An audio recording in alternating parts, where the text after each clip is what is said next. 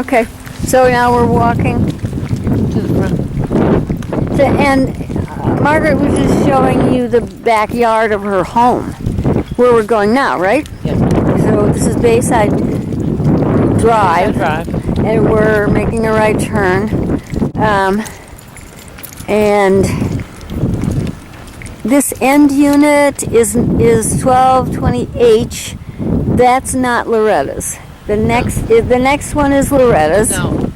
The next one after that. Yes. And then the one after that, E. 1220E 1220E. is the unit that I lived in. Okay. When they opened these up, I was one of the first people that moved in there When into 1220. and here comes Jim. I got this camera on. I know. You caught me right when I'm leaving. My name is Margaret Billsborough, and I used to live in your unit. Okay. Back in 2000 when this first opened up. I was one of the first people in the unit. Okay. Yeah. Okay. So I lived here for about 4 years. You having problems too? Oh yes. Me and my kids.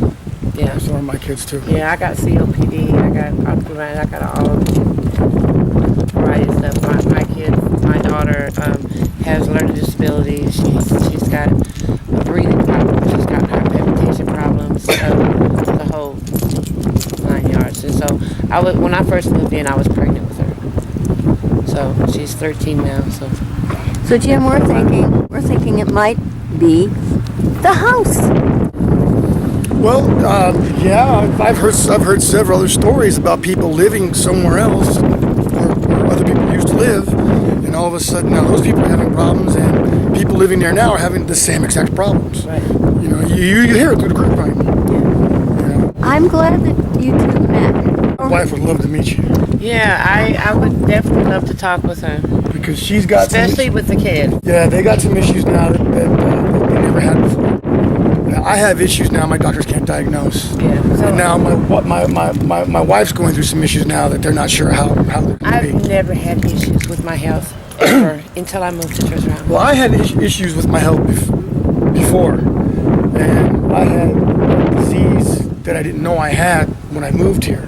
But that's all been diagnosed and gone through. Right. I've been going through the fine-tooth comb several times, and I've got 5 doctors telling me that the issues I'm complaining about have nothing to do with what's wrong with me prior to my illness. Right. And and they don't know what to test for or how to test me. Why would you like him to talk to Margaret? Because her daughter's having issues, and my wife hearing it from someone else who's been here, okay, explain her face to face what's going on, what's happening. Yeah, I'll explain what's going on with my kids. You know, and you used to live here, so that's a big root right there. You know, It's a big root. And if I remember right, there is a lot of mold in that backyard, in the back of the fences and in the ceilings from prior flooding. The only one that's got problems with mold right now is the bathroom. That's where a lot of And flooding the floor is buckled twice. They've already replaced the floor once in the bathroom because they're going to have to replace it again because it's buckled again. I used to have water coming from the upstairs, seeping down the wall in the living room. You know, the wall that faces the kitchen. Yeah. You know that wall right there. The water was coming through the floor and through the wall. Well, that explains the repairs they did to the ceiling and the wall. And they didn't do a real good job because there's 4 different colors of white paint in my house. They never do.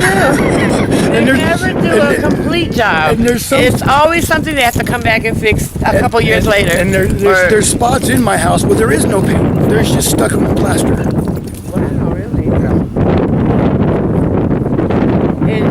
And these units with all the lead-based paint and all the stuff that our kids are exposed to, very bad. Yes, I know. Very bad. My kids never complained of headaches and stomach aches until about a year and a half after living here. Because of their sickness. Because my daughter Literally. my daughter has asthma. She was born with it just like me. And a year and a half or so after living here, every 2.5, 3 months, she's having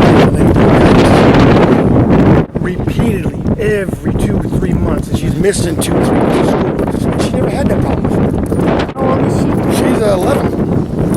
And I have asthma my whole life, and I know how to take care of my kids with the asthma, take care of myself. It's just out of control. Because you're constantly surrounding yourself with things that affect it, that trigger it, That's right. which makes the condition worse Yeah. and very dangerous. Oh, yeah. There are people that die behind asthmatic attacks, you know, and I went to the hospital a couple times in the ambulance from there because of my asthma. I've been transported off the island with the ambulance myself and my daughter. I didn't have problems with my asthma for years. Until I got the tumors in my lungs, I started having problems with my asthma.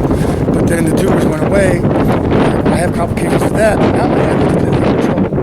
I'm taking the medication I never have for it. And there was decades where I didn't take any medication for my asthma because I didn't have to. You were not on the island then. No, that was my island. Yeah, well, mine's turned from asthma to I have obstructive pulmonary disease now. I have COPD, and you know I have oxygen tanks at home, and I'm not there yet, God forbid. yes, God forbid, Not yet. God forbid. And I was explaining to her earlier. You know, me and my kids go to church camp every summer, and they prayed over me. And when I came down off that mountain from camp, I didn't need my oxygen as much as I did before I went. You know, and when you said God forbid, yes, God forbid that we get more sick. That's not what He wants for us. No, You know, and it's terrible that we're put in a situation that we don't have a choice but to be subjected to it. Yeah. You know, so it's funny you say that, you know, God forbid. A friend of mine, actually, she's a muni driver. When I was at the height of my illness, at the sickest that I was, she told me one time, I don't see how you get up and walk around. I don't have a choice. I got a family to take care of, and I don't give in. But the one thing she said to me is, when I'm feeling my worst, one thing always rings off in my head. She says, God sends His hardest warriors into the hardest battles. You sure do. And whenever I feel the worst, sometimes I'm in bed 2-3 months, I can't move.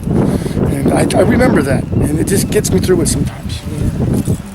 You know, it's hard. Then, I have a wife who's severely disabled. So half the time she can't even walk, let alone stand. You were saying that she has 3 tumors in her feet. She's got 3 tumors in her foot. 1 in the top, 2 in the bottom. 1 she had, but all of a sudden now she's got 2 more. And you said one of them is hard, and the other 2 they can get the stuff out of, but one of them is hard. One's right in the top of the foot where all the bones are. So that'll be a problem. Painful. Yeah, sometimes her foot does weird things and she can't even stand on it. Even with her cane, she can't walk. And when they swell up, she drags her foot. Yeah, and I've had the ambulance come get me where I can't even move. My back completely went out. I have very bad chronic back pain, and that didn't start until I moved to the island. You know, I don't know what exactly it's caused from, but it's bad. You know, it's just bad. When I first talked to Carol the first time, they gave me trying to downplay it. Okay, well, it's within tolerable levels. You know what? Kiss my ass.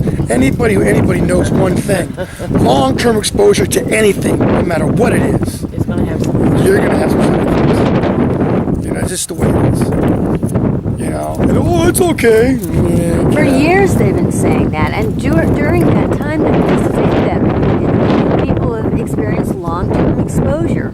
It was during those years. Well, like Mr. Patterson down the street, his kidneys just quit on him. So he's going through dialysis 3 times a week, and he's a long-time resident, been here 10, 12 years.